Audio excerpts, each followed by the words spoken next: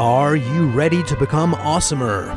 Hello everyone, this is Umar Hamid, your host, and welcome to the No Limit Selling Podcast, where industry leaders share their tips, strategies, and advice on how to make you better, stronger, faster. Get ready for another episode.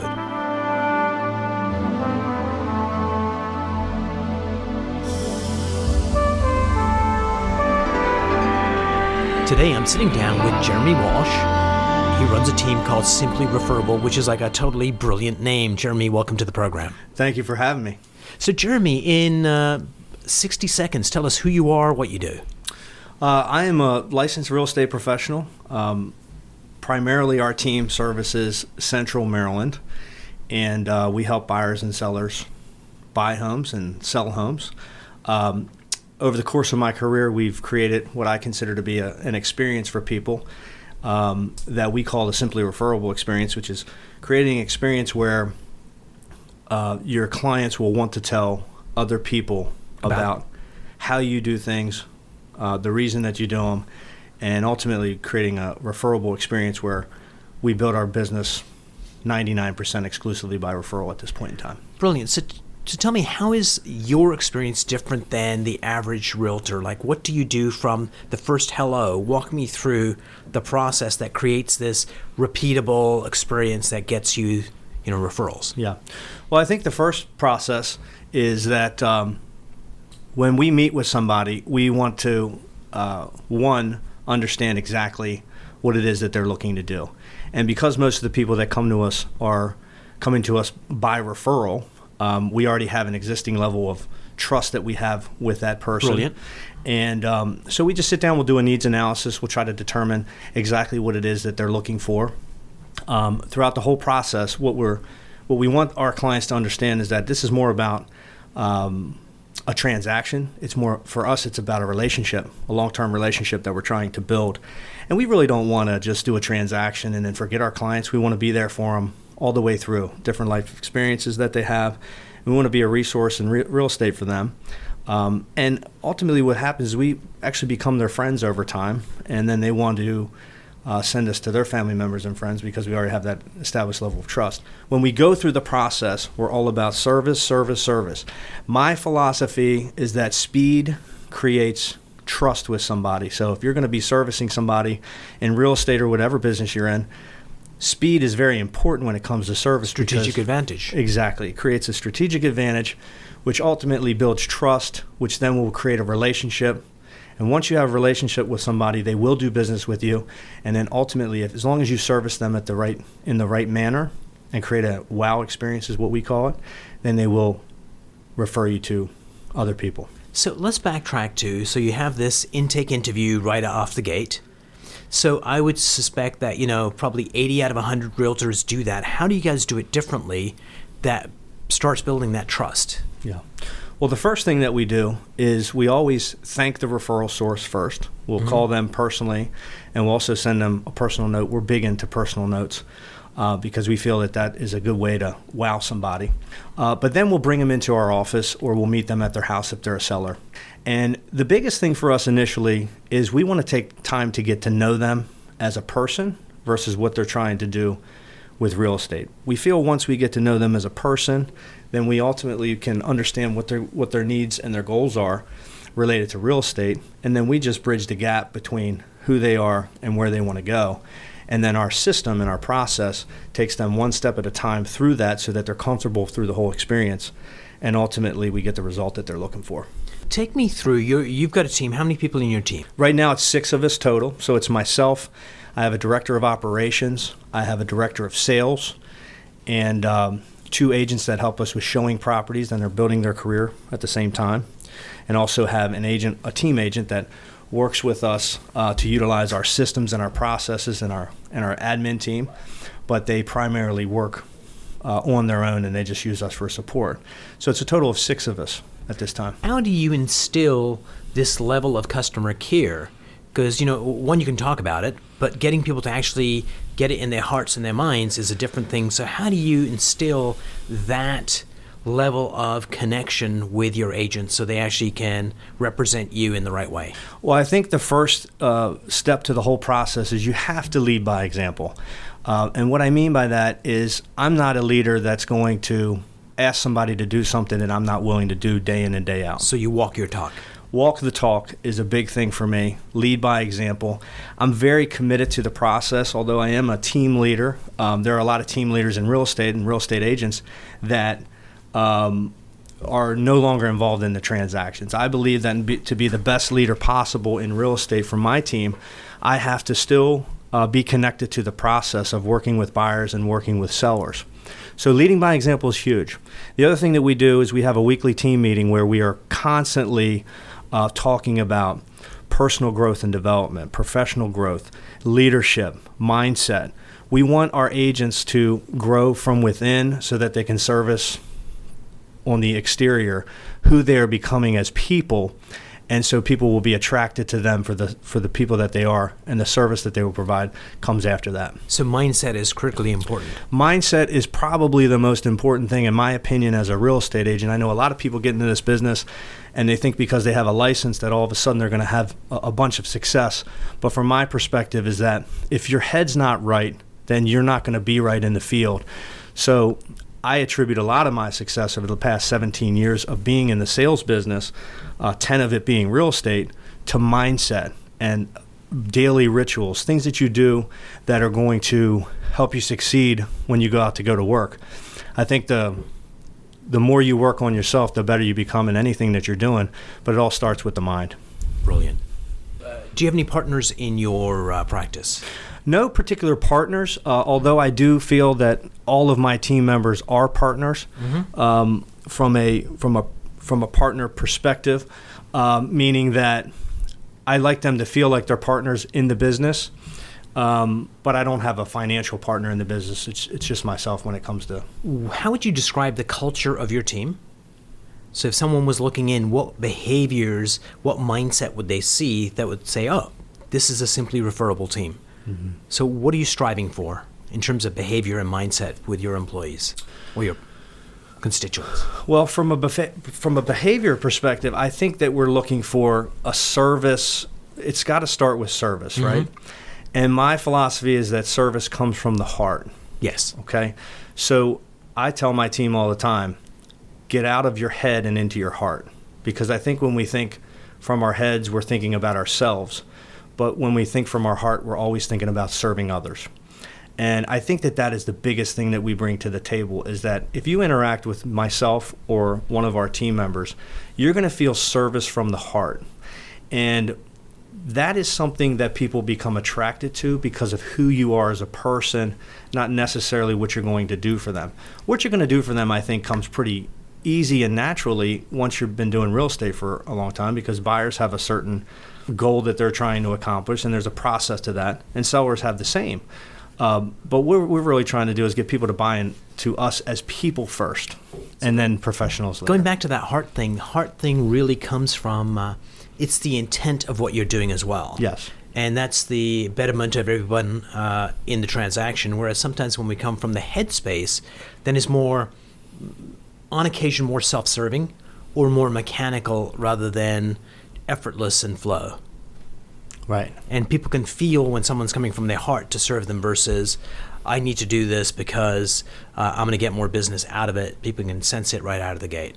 I believe so. I mean, I believe that to be true. I've certainly had experiences like that myself, where I feel like someone's trying to get something done, a transaction done, versus understanding who I am and what I'm really looking to do. And I tell my team all the time, this is not about today. This is about a long-term perspective. I mean, what are we going to look like as a team 20 years from now, 30 years from now?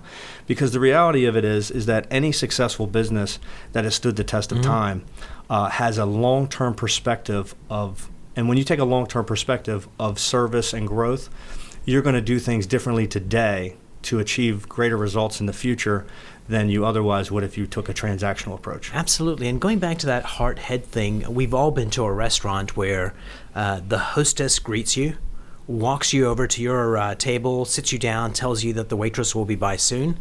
And as that person leaves, you go, she didn't mean a single word of that. And someone else can do the exact same thing using the exact same language, and you just feel like, oh my God, Yeah. This person, it's like I'm a guest in her house or his house, and we can just tell it as human beings when it comes from that. So going back to the culture piece of you want people to really realize that, what are we going to be like 20 years from now? That you want to be, and I'm speculating here, different in terms of size and scope, but the feel, that human connection, you want that to stay true.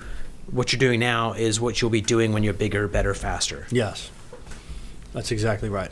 And I think that's one of the hard things to do, especially when you're in a personal services industry, because we've been very fortunate where we've grown to a point where I can't necessarily be a part of every single touch point within a transaction or an experience, as we call it. So what you have to do is you have to then start duplicating your service through others. And that's when you get into putting systems in place, which ultimately improve your culture, because you're doing something the same way each time. And when you do something the same way each time, most of the time you get the same result each time you do it. And I think being heart-focused allows you to have the right intention in doing the process, which ensures the result is always positive. Yes. And the Simply Referable team name, I mean, that came from, that was a tagline at one point in time, but I tell our team members, I say, look, Simply Referable is not our team name. It's a way of life, in my opinion. And I think that if you're living true to that each day when you go to work with somebody, that you want to be that person that they would then suggest to somebody else.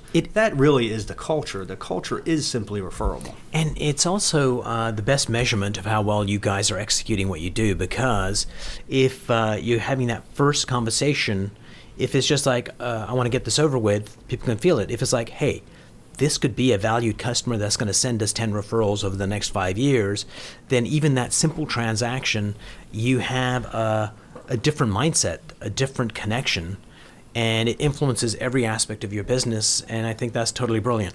Thank you. And we tell our clients up front, our goal throughout this process is to create an experience that you will want to tell other people about. If at the end of this process we have not fulfilled that, then we have failed, and we take that very seriously. How often do you interview your clients in terms of, tell me about this experience, tell me what we could have done better? Is there any kind of feedback loop to make sure you guys get better at what you do? That's great. So we typically always have a 30-day out call from after the time that they move. We feel that gives them enough time to get settled and situated, whether they're in their new home or they've moved to a new location. And that process is all about, how was the experience? Would you refer us? One of the things that we're starting to do now is we're actually backing that up with a client survey, so that we really get the true feedback that we're looking for, not just them saying, oh yeah, you were great and you did a good job, thank you so much, but we want to be able to really hone in on what we did right or what we didn't do so right, so that we can constantly improve our process, so that the client ultimately feels that we're always trying to get better.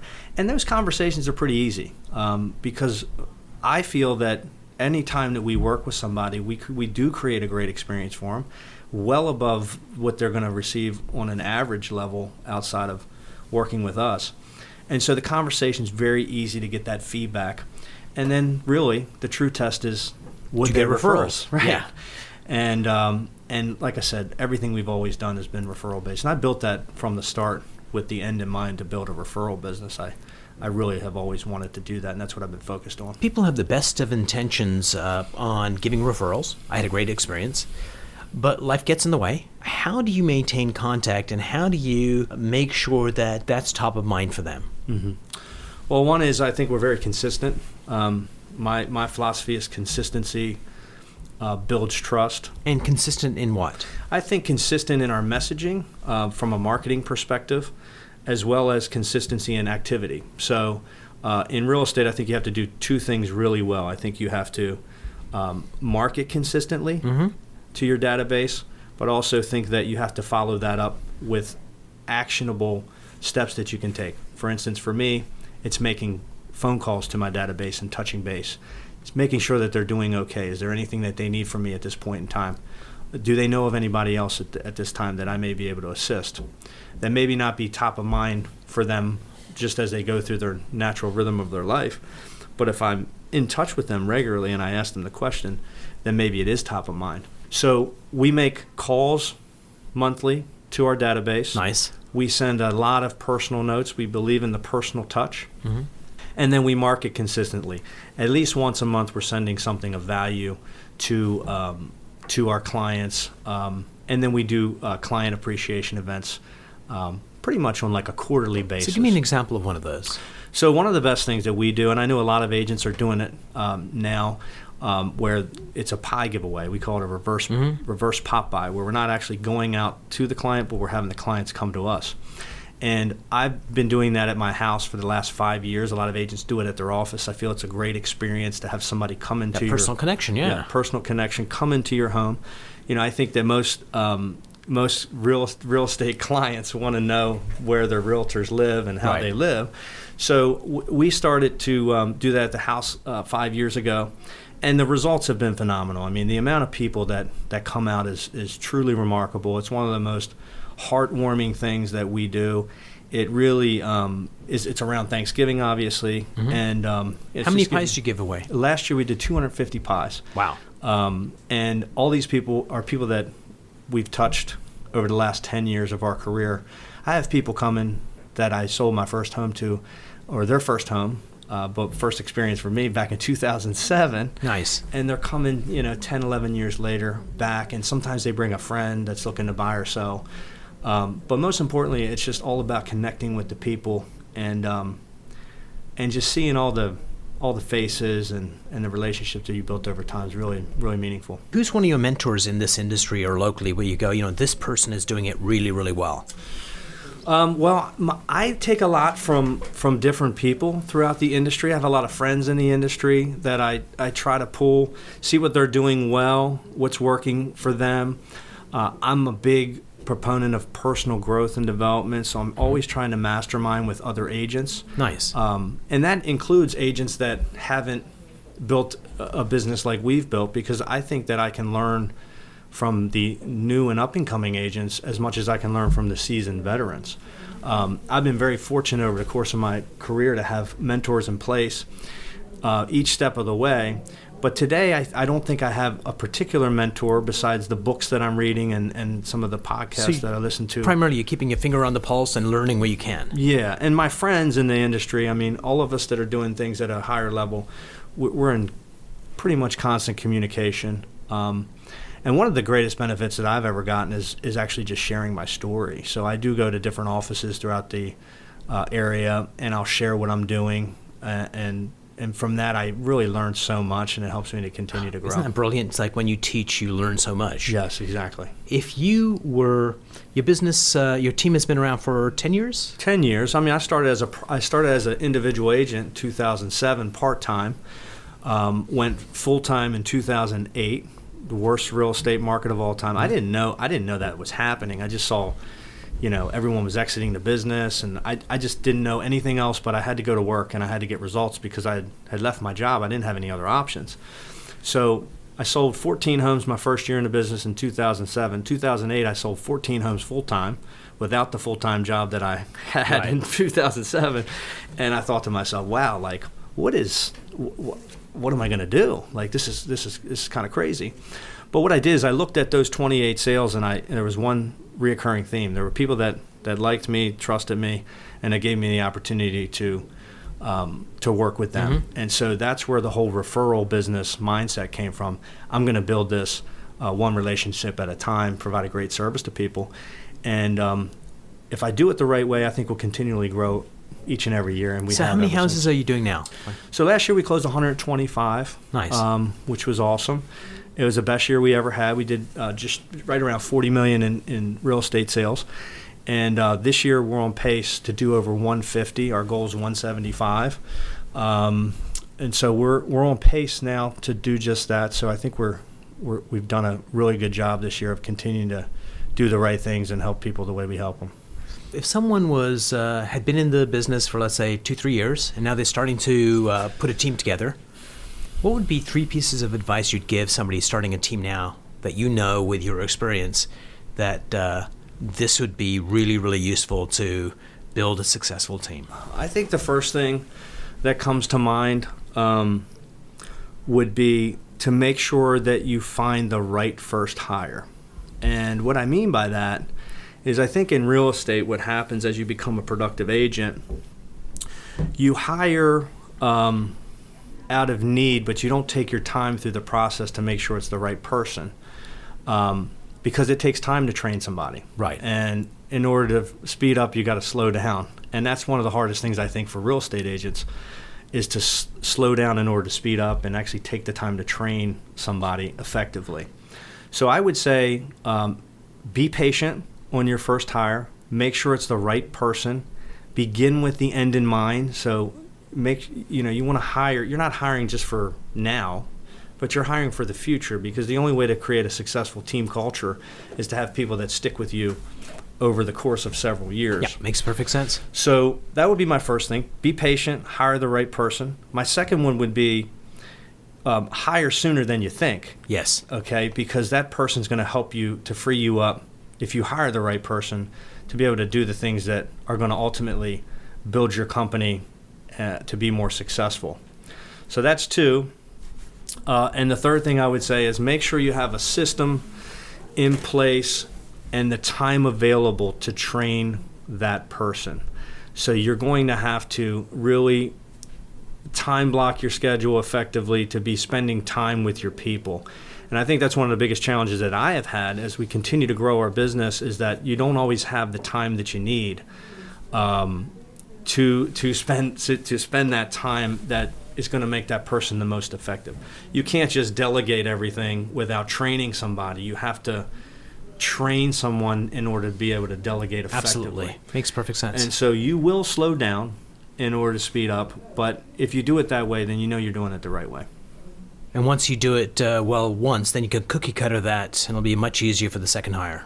Yes. Well, ultimately what I think you're trying to do in a team environment or any organization that you're building is that you're trying to hire the right person initially that can then hire the next person effectively. Jeremy, thanks so much for sitting down with me.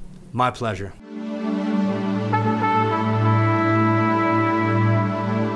If you enjoyed this episode, please go to iTunes and leave a 5-star rating. And if you're looking for more tools, go to my website at nolimitselling.com. I've got a free mind training course there that's going to teach you some insights from the world of neuro-linguistic programming, and that is the fastest way to get better results.